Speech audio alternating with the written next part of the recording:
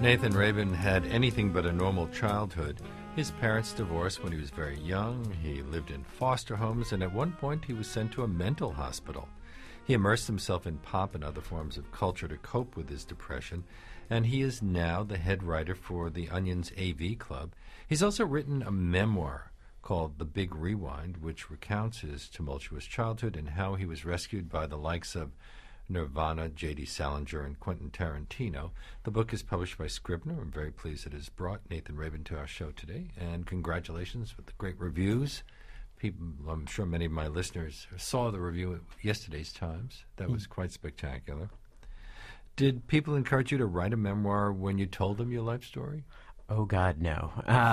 Although I think part of the reason I wrote this was so that my friend and editor, Keith Phipps, would not have to hear me tell all of these stories like the 25th time, that they could just be codified in book form. And also, I feel like I started writing this when I was 31. I almost need to apologize for writing a memoir at such a young age. But you packed an awful lot of stuff into the early years. I like to think I packed at least 35 years of colorful trauma into my 31 years on the planet at that point when I started writing the book. So did you talk proudly about all of the stuff that had happened to you? Or because there were times when you try to make yourself sound more mainstream, like when you changed your name to Nathan Rockwell. Right. Well, I think this is one of the central arcs of the book. God, I sound so pretentious. But that growing up, I was tremendously... Later we'll talk about the third chapter. All right. But I felt just tremendously ashamed of all the stuff that I'd gone through. And I was just incredibly guilt-stricken. And I thought all of these things that I'd gone through, that my mother abandoned me, that my father couldn't care for me after a certain point, had multiple sclerosis, couldn't hold down a job. I'd spent time in a mental hospital.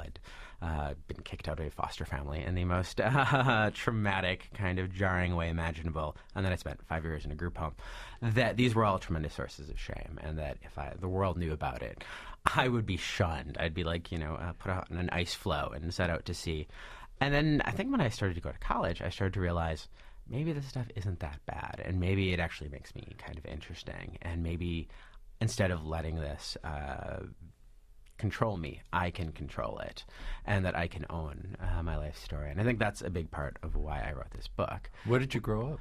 I grew up largely in Chicago. Mm-hmm. My family moved there when I was about 11 years old. But before then? Before that, I lived in Shorewood, Wisconsin. Were there many Jews in Shorewood, Wisconsin? There was a fair amount of Jews. Yeah, actually, one of my editors, Josh Modell, is from Shorewood as well. Actually, the Zucker brothers and Abrahams, they're all from Shorewood, and they're all Jewish. Which was once a tremendous source of pride for Shorewood, and then, David Zucker kind of went completely insane, and that became less so.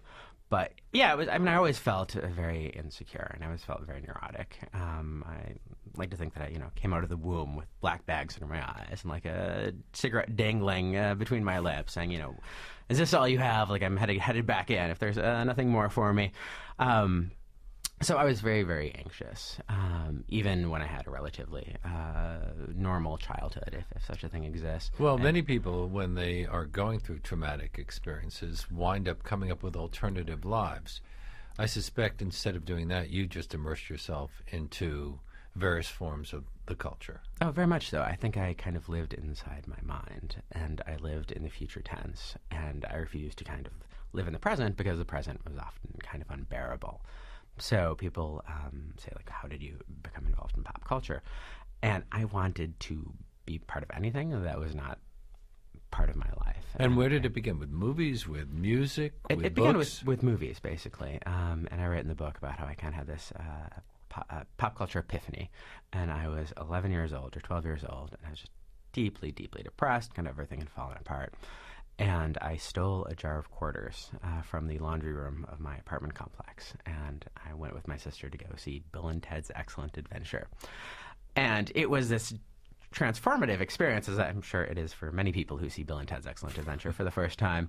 It changes all of our lives. And literally, like, once the lights came down, I just forgot about everything. And I forgot how sad I was. I forgot how anxious I was. I just became immersed in this world. This absolutely ridiculous, absolutely ephemeral world, and all that I really cared about for 90 minutes was that, Keanu Reeves and Alex Winter saved the world in past history. And I realized at that point, like, I want to be part of movies. If anything can bring this much joy to people, then I want to be a part of it.